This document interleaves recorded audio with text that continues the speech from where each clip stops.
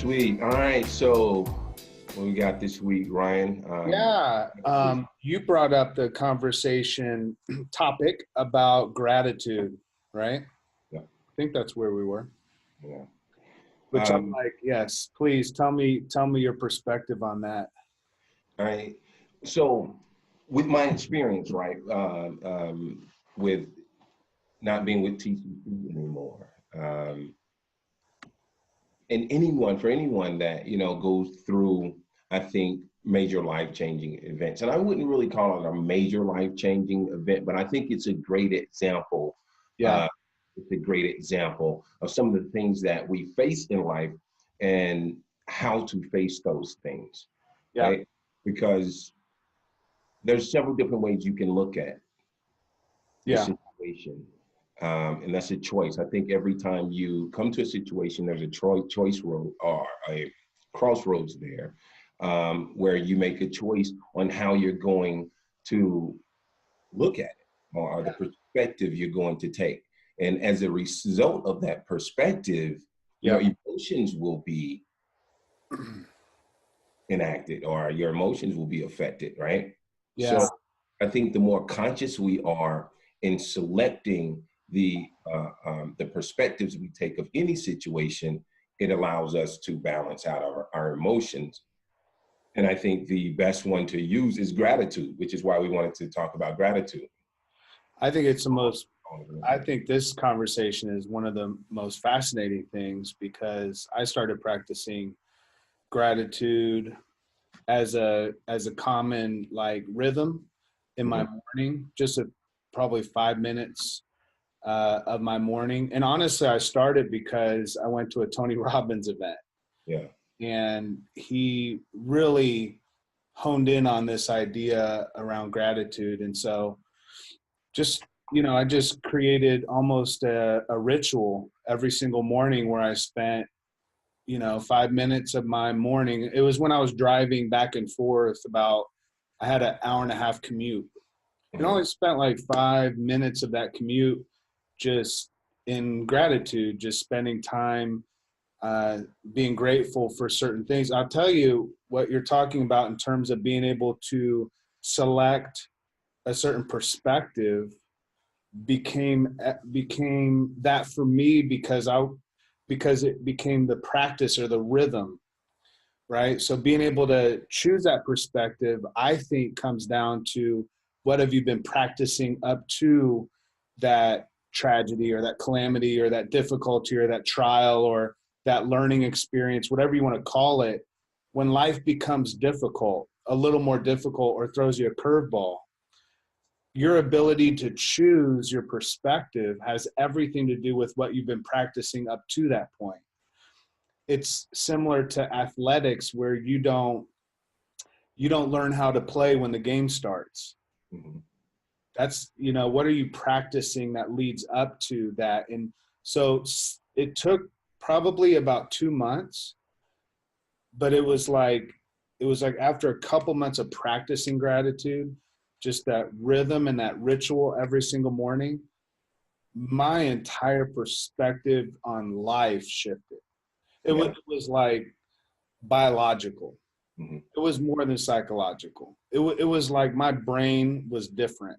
My mind had a different perspective around life, those that were around me, tragedy, difficulty, my emotional state, everything shifted for me. Everything. Just 5 minutes every morning.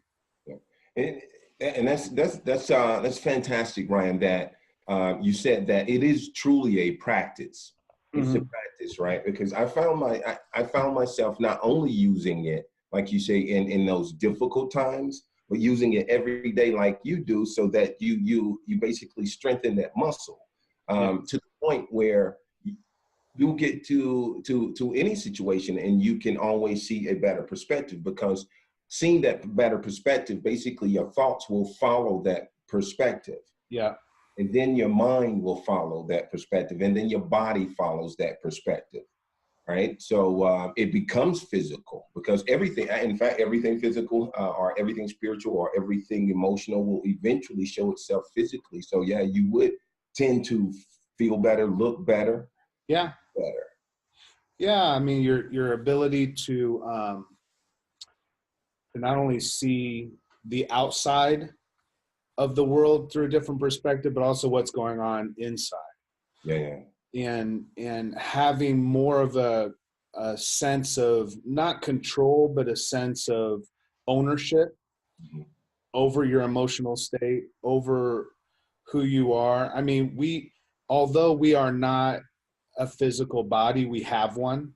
And so, within this capsule, there's a lot of many times chaos and really for me, it's like that emotional, that mind ability to be able to hone in on the center of my feelings and to have a self-awareness of that every emotion is not bad or good, as we've talked about before, that emotion simply is.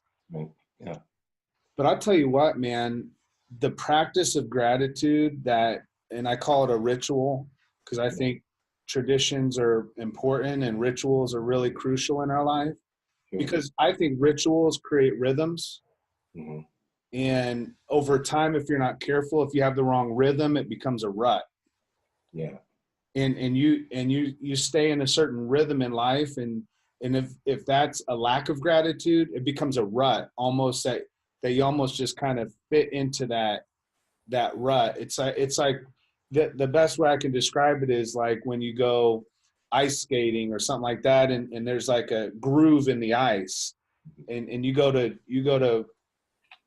to skate by that groove. It's almost like your skate gets right into that groove, and you keep staying in that groove. It just gets deeper and deeper, and eventually you're just kind of like, that's your modus operandi, right? Like that's exactly what you do every time, because it becomes a rut in your life. And to change that is that it takes like an everyday ritual, an everyday practice. Yeah, because it takes the same thing that's required when you're trying to kick an addiction, any addiction, right? Because these behaviors, these emotions, with them come certain chemicals that your body will create. You Yeah. become addicted to that very, not only the chemical, then you become addicted to the behavior. So the very practice of gratitude has to be focused and deliberate, Yeah. right? So that being grateful every day and actually recognizing and seeing the things that you're grateful for, they always outnumber the things that you may have looked at and not viewed them as something you would be grateful for, Right. right?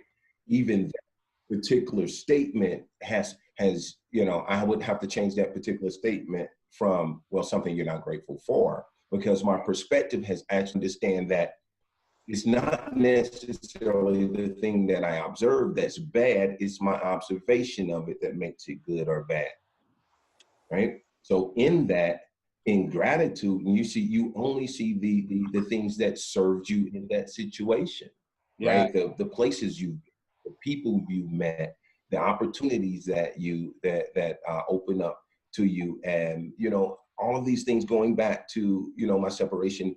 Um, as far as a employee is concerned of TCC, um, there's really nothing. There's several different ways to look at it, but there's no bad way. Yeah. Yeah. There's There nothing wrong. is, but there would be a choice, Yeah. and it doesn't make it true. Even more so, right? So we're actually creating our realities day by day by being grateful or not grateful. The things we are grateful for, our minds automatically starts to recreate and produce more of those things that we are grateful for, because we're saying that, hey, yeah, that's what I want. Mm-hmm. Now, when we're not grateful, we're actually saying, yeah, I want more of that too, because you repeat the story and you repeat the ritual. So Yeah. being expressed becomes a ritual. Yeah. And then you add things to that ritual, like alcohol and cigarettes, or Right. you add things to these rituals. Yeah. So it goes back to what we were saying with empathy and values and virtues. These are patterns that we have to take conscious focus of and attention to, and then we'll see behaviors change. Because, and two, we want to tie this back to how does gratitude make you more productive and creative, right? Yeah. If you're happier, you do more, you feel better. Absolutely. Yeah, for sure. Well, yeah. And when you're in gratitude, that means you're not vibrating in fear. So if you're not vibrating in your fear and in all of the atoms and molecules in your body, they expand in creativity, and it opens you up to look at things from different perspectives and lends to that creativity. But we need to be able to help or have at least some type of apparatus that can start the ritual of gratitude so that we can see it in our production. Yeah, you know, it's exactly what you said. You know, you become almost addicted to a certain way of thinking. Yep. That thinking becomes a certain way of being because behavior follows your mind. Yep. You know, this morning, this is crazy. This morning I went to work out at the gym. I'm in Canada. I'm speaking at a conference up here. And I got all ready, put on my workout clothes, went down to the gym. You know, I was like, I'm going to do this. Like, I hate working out when I'm on the road, but I'm going to do it because I had a little bit of pizza last night. So I was stuck in the airport in Chicago and they got the deep dish. Oh,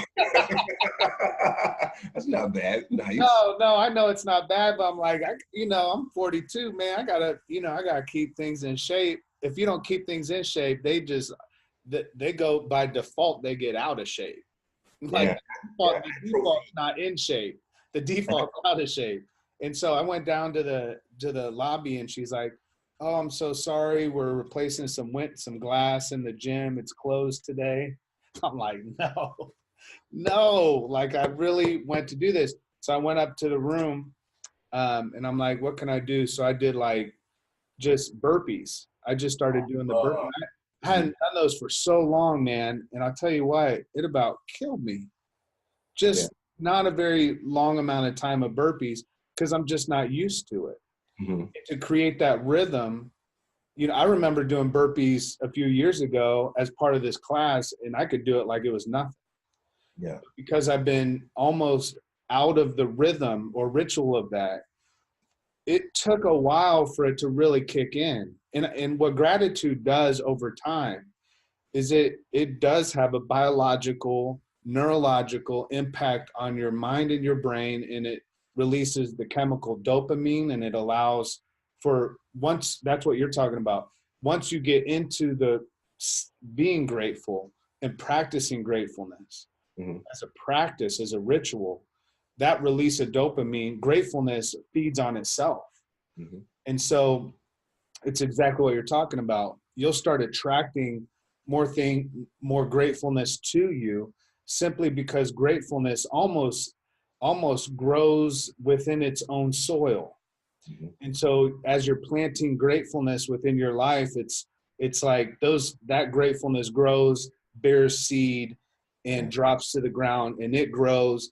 And then all of a sudden your life becomes a harvest of happiness. Uh-huh. And it's not this like surface, like I'm happy all the time, nothing bad's happening to me kind of like BS that you see on some people, that their personality is just a little more like, it almost seems flimsy and just all over the place. No, gratefulness is like, I would say is more of a very hard skill type practice, ritual, tradition that you create within your life that actually becomes a harvest of goodness. And that's why it attracts, because it produces seed. Yeah. So why is it so hard? I'll tell you what, by nature, again, when we talk about default, what's the default? What have we seen practiced before us? I go outside and the tire of my car is flat. Happened to me a couple days ago. The amount of time we spend in the rest of that day complaining, mm-hmm. mad, upset, talking about how we had a flat tire, bitching and moaning about how much it's going to cost. Yeah. When's the last time you walked outside and didn't have a flat and spent 5 minutes talking about how good that is. Yeah. It's our nature almost has a sense of just because the default, it seems in nature, if you don't care for a garden, the default is chaos. It gets overgrown with weeds. It's, if you don't care for a garden, the garden doesn't flourish with good things. It's built into the universe. The system almost has a default to go to chaos. If you leave a house unattended for a year or two, mold sets in. Yeah. So it's all about intentionality. It's all about, am I willing to step out of the norm and out of the default mode and do something that feels abnormal and it doesn't have immediate impact. So I practiced gratitude this morning. It might have an impact I don't recognize, but it takes a couple months. I mean, studies have shown over and over and over, it might take 2 months before it has a neurological, biological impact, because your brain is actually growing and producing new neural pathways in order for you to think in a different way. And all right, so and I would say with that, I would say actually that gratitude is immediate. Mm-hmm. That is, it's immediate. However, the reason that we don't experience it immediately is the same reason it makes it hard to do, and I think that's accountability. Yeah. So going into the fact that we understand that we're addicted to these emotions, right? And when we're addicted to them, we're crying out. We're crying out and we're moaning and we're complaining about them. We're saying that with our mouth anyway, that we don't want to experience this. Yeah. Right. And it tends to be someone outside of us that's to blame for it. Right. So I don't want to experience this because someone did this, or someone made a decision that didn't benefit me, or a decision that I didn't like. Right. But taking accountability taking accountability, the first thing you're going to do is you're going to look for what you're grateful for, how it helped you. Right. If you do not do that, that means you're not taking accountability, because you're not taking responsibility for your reality. Sure. Or creating it. So I think that's one big thing that keeps us from being grateful. Accountability. So that's self-leadership, right? Yeah, absolutely. I was going somewhere else after accountability. I was going to, you had mentioned something else earlier, Ryan, about, no, it'll come back. Well, yeah, it'll come back. I'll tell you, I kind of agree. Here's where I agree with you that gratitude has an immediate impact. Those burpees, immediate impact. Do I see it? No. Do I feel it? No. Can I just look in the mirror and say, wow, I did 50 burpees this morning. That changed my life? Absolutely not. You know, you're working, what you said earlier is you're working muscle. Yep. Right? You're working a new muscle. So is there an immediate impact? Absolutely. Will I be able to recognize it and see it right away? Maybe not. Because working a muscle and going through that process of exercising that part of your mind and that part of your emotional state that maybe has been left unattended for some time, you know, it goes back to that metaphor I was using with the garden. I go into a garden that's been overgrown with weeds, and really negative thoughts become weeds in our mind, and they choke out what could be good that's growing. I could go into a garden and work damn near all day on pulling weeds. And at the end of the day, I can see that I did some work, but if it's been years, I've allowed that garden to get overgrown with weeds, it's going to take some time. Yeah. It's going to take some time to really, from my own experience, there was a shift in me after a couple months of everyday gratitude. And it took about that amount of time and it was just like all of a sudden I was just looking around and something happened. I forget what it was, but something happened that was really just a big negative in my life. And I just I don't know. I just looked at it completely different. It was just like it was like I was a completely different person. Yeah. Yeah. The signal is only as good as your interpretation of the signal, right? So my interpretation of the immediate benefit is the change within me, because Yeah. with yeah, so to be able to recognize that is to be able to see the larger change. Now, it may not manifest itself physically Right. for months now, Yeah. right? The Yeah. burpees may not manifest themselves, manifest the physical attributes for months now. However, it's the mental attribute, it's the mentality that changes, right? It's the mentality that differs from anything else, because it will eventually show a material outcome from Yeah. the in mind, right? So if I think we need to really take note in the change in mind, because that's what in order to change those behaviors, we have to change the way that we look at them. And if we're not looking at them with gratitude, then we need to understand why aren't we looking at them in gratitude. Sure. You know, growing up, my family, this is interesting because my family read a lot about positive psychology before it was like, as it started to become a thing, but it was still kind of like, you know, everyone was kind of like, yeah, you can't just walk around and be positive all the time. It wasn't about that, but every single evening as a family, we sat down and we had to go around a circle and we had to talk about, we had to state three things we were grateful for every single day. Growing up, my family practiced teaching us that ritual of gratitude. And honest to God, I have not even thought about that until this morning when I knew we would be on this chat. And I thought, Wow. how crazy is it that before this became kind of a thing? You know what I'm saying? Like, really, like, where people, I mean, you just Google gratitude, and now, like, everybody in their grandma has a blog about it. And every neuroscientist has something to say about the well-being and the benefit of it, from work to social aspect of it to people wanting to mentor you and for building friendships and networking. I mean, who wants to be around somebody that complains all the damn time? Like, I don't want to be around that. I don't want to invest in somebody that's negative, you know. So positivity and gratitude has exponential benefits.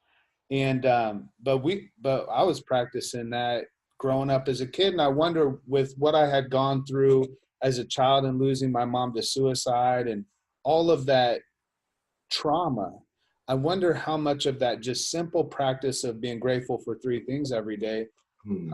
I just look back and I wonder how much healing that brought me, you know? Yeah. Well, at the moment that you understand that it's a decision to look at it the way that you choose, you couldn't count them, right? Yeah. Because you couldn't count the moments in your life that you took the power and said that I'm going to view it this way instead of that way. Kind of like the butterfly effect. But what one thing is for sure, and we talked about frequency before, is that gratitude vibrates at a certain frequency, right? Mm. A higher frequency. So as long as you're vibrating or you're operating under the understanding of that frequency, everything on that level of frequency will be accessible to you. Yeah. The people. Compassion, the people that are and the other people that are also in a state of gratitude, right? So we can't merely say that, oh wow, yeah, I'm in a state of gratitude, but everybody around the office isn't. No, something, one or two things are going to happen. That vibration will pull yours down, or you will pull everyone in the office vibration up. The Yeah. vibration frequency is frequency, and that's what we need to learn on how to deal with in people. So I know that if I want my company's engine to run smoothly, I know it has to run on high octane fuel, Got right? it. High octane fuel is compassion. High octane fuel is gratitude, trust, effective listening, compassion, and empathy. That's high. That's high. That's high. That's high. High energy food, right? So yeah. So with that, the processes and the operations, once put in place, they're going to take care of themselves, right? Yeah. Because we're going to have people operating at a high level. They're going to take whatever tool you give them, and then they're going, not only are they going to utilize that tool, very often they're going to fasten that tool in a way or in a manner that will even better serve the organization because of the frequency in which they're vibrating. That of creativity is also on that frequency. So if we're not really dealing with ourselves in terms of energy, all of the behaviors that we think that we're imparting are temporary. Yeah. That's good stuff, man. I love the conversation about the workplace. Actually, as I was thinking about this conversation, I thought from now on, when I have meetings with people like at work, Yeah. before I start the meeting, even if I'm talking to someone I'm trying to outside of the office, Yeah. I'm going to ask them what they're grateful for.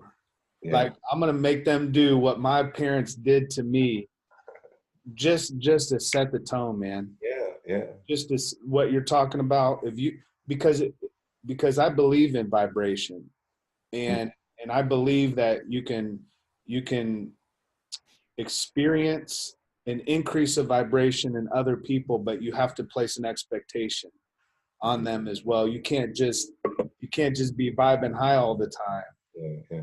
And others not recognize. But I believe when you get around that, and I think how cool would it be within meetings at work where people just go around and say what they're grateful for before every meeting starts.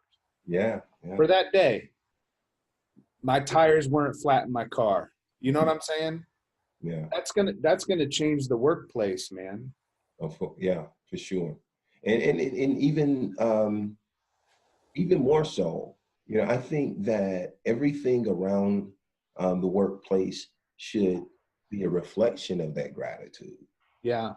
so that it can also work on the mind subconsciously, right? Everything that you post and the way that the letterhead, everything from the letterhead to the way that the CEO signs off, is in gratitude. Yeah. So it's the The best last, start and end a conversation is in gratitude. We're going to start it high and we're going to end it high. Yeah.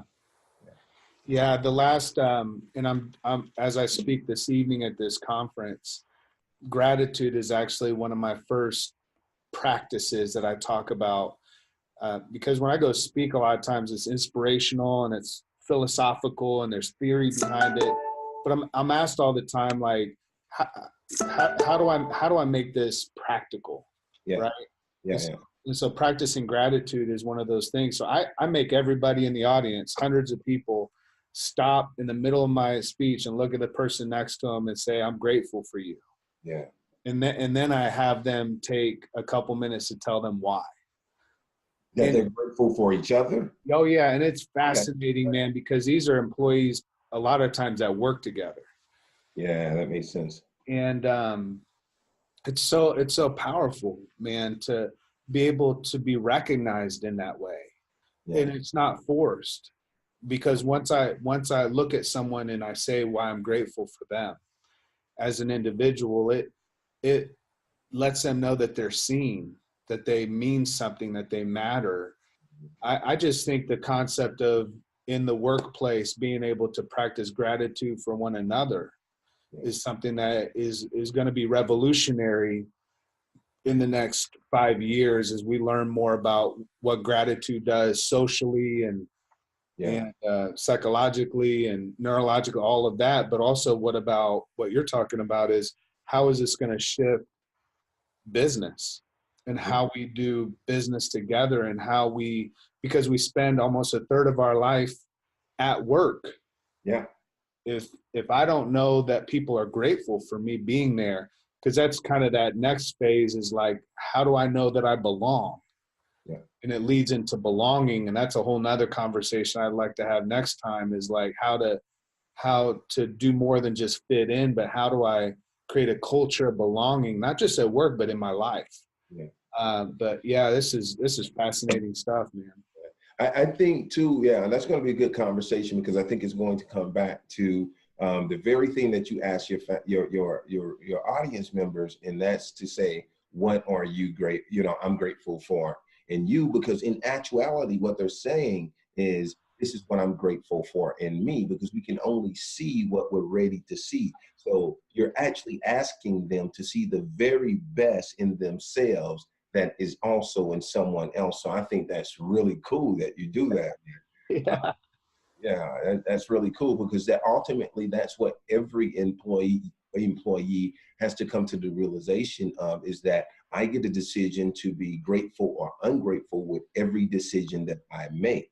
Now, Yeah. if I look at it in a grateful manner, what's the outcome? And if I look at it in an ungrateful manner, what's the outcome? The gratefulness will win every time. So then you get into the practice of always choosing to be grateful, and basically your behaviors will follow that. And when your behaviors change, the company changes, it gets better, everybody starts to vibrate at a higher level of not only efficiency and productivity, but creativity, which is the most important, because it's the creativity that will increase the production. Yes. Hey, I tell you what, man, I am grateful for you. And I'll tell you why I'm grateful for you. Because I have screwed up the timing of this of this video chat so many times, and you probably tried to be on and call me, and you just are a person of grace, man. Like you've showed so much grace through this process. And I'm all over the place on my calendar and just timing and stuff. And I just appreciate how you've given me space to fail. From, you know what I'm saying? Not, Yeah, you haven't failed at all, man. no, but you know what I'm saying. Like, I feel you you. know, it's a new rhythm for me to do Yeah. that. So I appreciate you, man. I think because we're doing something, this isn't scripted. This is just No. us, talking about what it is we're passionate about. So in that, once again, I'm dealing with myself and I'm dealing with you in terms of energy, right? So if the energy isn't there, if it don't fit, don't force it. You got to relax, let it go. So that's all I'm doing, man, is that I want the very best of what we can pull out of this. Not to, life happens, I got my ego where it needs to be. Yeah. So not all the time. Because sometimes you got to give the ego what it needs as Oh well. yeah, for sure, for sure. But That gratitude feeds your ego too, yeah, and that's sure. okay too, man. I mean, again, that dopamine and that feeling and that sense of happiness. Yeah. I mean, who would argue with happiness, man? Like, who's going to sit back and say, I don't want to be happy, or I want to be miserable at work, or I want to look at the world through a lens of sadness. Like, nobody wakes up in the morning wanting to be miserable. Sure, but at the same time, an alcoholic doesn't wake up wanting to want the drink. Right. Right? He doesn't want to want it, but he will, right? And the complainers, they will complain, but it's okay, because there's exercises that we can do, and exercises that leadership can help them do, that can exercise that gratitude muscle. And once you exercise that and they start to run on gratitude, then you just let them go. Yeah. Well, I think you can't lead people you're not grateful for. For sure. You can boss them. You can be an authority figure. You can tell them what to do, but you can't lead them. Yeah, because you're not grateful for something and some aspect of them that's in you. So it's really not you not being grateful of them. It's that you can't recognize in them what you need to be grateful for. And now you can't utilize it because of some issue in you. It always comes back to self. Always comes back to self-leadership. Accountability. Yeah, self-leadership, self-accountability. Yeah. Because if the fact of the matter is, how long do you have to go to say, okay, well, I cannot identify those marks, and therefore we must part ways, in a positive manner, what I'm saying? In gratitude, we have had the opportunity to see that we may not fit. And there's a way to do that. And if you do it in gratitude, it will be felt in gratitude. Yeah. Yeah. Good stuff.